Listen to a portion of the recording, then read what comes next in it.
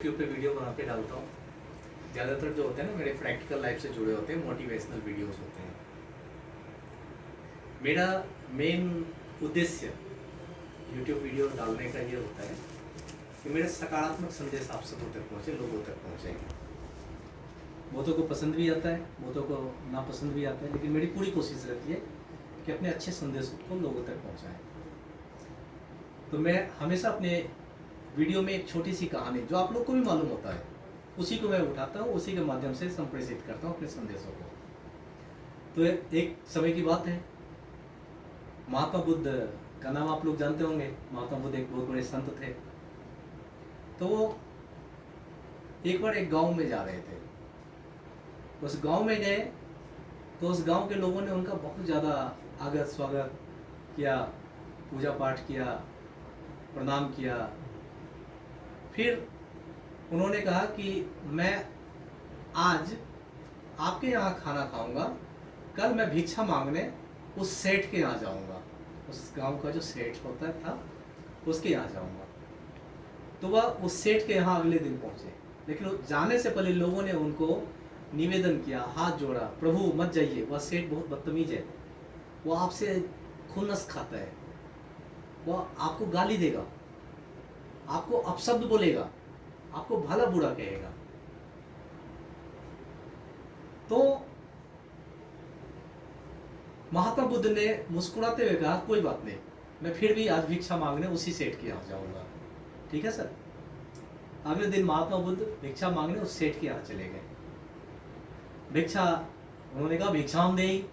सेठ बाहर निकला, गाली देना शुरू किया, बिना कुछ पूछे, भिखारी कहीं का, भिखमंगा कहीं का, भीख मांग कर जीते हो, ऐसी जिंदगी से क्या फायदा, बेकार के आदमी हो, बेकाम के आदमी हो। मतलब ए से लेकर जेड तक जितनी भी गाड़ियां थी, जितना भी भड़ास था, सब महात्मा बुद्ध पे उन्होंने उतार दिया। ठीक है। तो महात्मा बुद्ध मुस्कुराते रहे, चुपचाप उनकी गालियों को सुनते रहे। गाली देते देते देते देते वो थक गया। कौन? सेठ।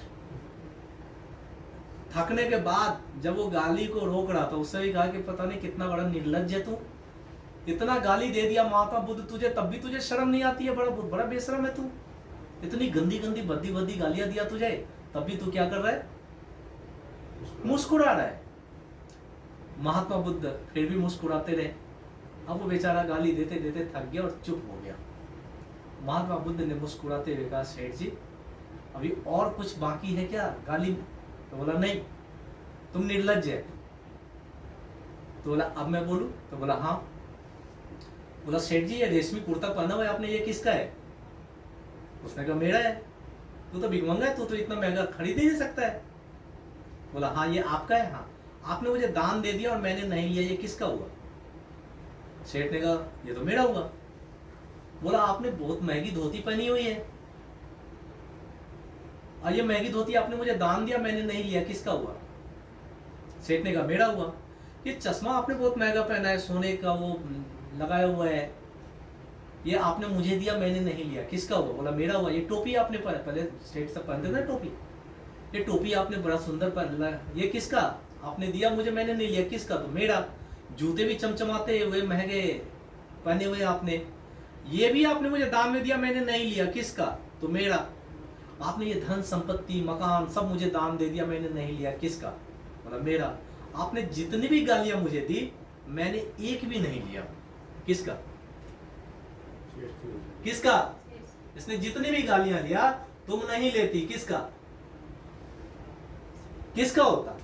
कहती मैंने, हाथ जोड़ती ऐसे, कहती मैं आपकी एक भी गाली, आपने जो मुझे दिया मैंने आपसे एक भी गाली नहीं लिया, वो सब आपका। झगड़ा वही खत्म। सेठ लज्जित हुआ, उसको अपनी गलती का एहसास हुआ, उसको पता चला कि अब शब्द नहीं बोलना चाहिए। अगर गाली देने से इसका मकान जो 50 गज में है वो 100 गज में परिवर्तित हो जाए तो तुम डेली गाली दो। अगर गाली देने से अगर इसके घर में सभी लोगों को सरकारी नौकरी मिल जाए, सबको गाली दो। अगर गाली देने से तुम्हारे हर महीने 2-2 हजार रुपये सैलरी में बढ़ता है तो डेली गाली दो। सही बोल रहा हूँ सर? जब देख रहे हैं कि गाली देने से हमें कुछ फायदा होता ही नहीं है, बल्कि बस हम लज्जित होते हैं। गाली देने वालों से पूछो, वो गाली दे तो देता है, लेकिन बाद में वो खुद ही महसूस करता है, यार मैंने कितना गंदा शब्द बोला है। तो जिंदगी में मेरा ये सीख है, आपको भी, आपको भी, आपको भी, आप सबों को, आप शब्दों के प्रयोग से परहेज कीजिए, गाली गलौज से परहेज कीजिए।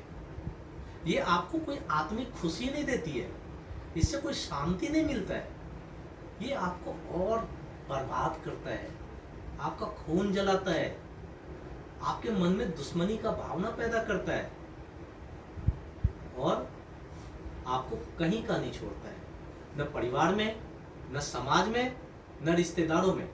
आपकी छवि एक लड़ाकू, गाली गलौज करने वाले, गंदे बात बोलने वाले ऐसे लोगों के बीच में होती है। फिर क्या करते हैं, अपनी गालियों के बचाव में आप तरह तरह के झूठ का सहारा लेते हैं, उस झूठ में आप तरह तरह के दूसरे लोगों को आरोपों में लगाते हैं। फिर आप अपनी गलती को बचाने के लिए सभी लोगों को गलत ठहराने पे तुल जाते, मतलब एकदम अडिग होने लगते हैं, और फिर आपकी पर्सनैलिटी क्या होने लगती है, हल्की होने लगती है, फिर आपकी कोई वैल्यू नहीं रहती है, फिर आप सबों के आंखों में आप गिर जाते हैं, नीचे गिर जाते हैं। ठीक है, तो मुझे उम्मीद है मैडम, आगे से कोई भी आपको गाली देगा, आप क्या कहेंगे, मैंने आपकी कोई भी गाली नहीं लिया, सब कुछ आपको समर्पित। ठीक है, थैंक यू सर।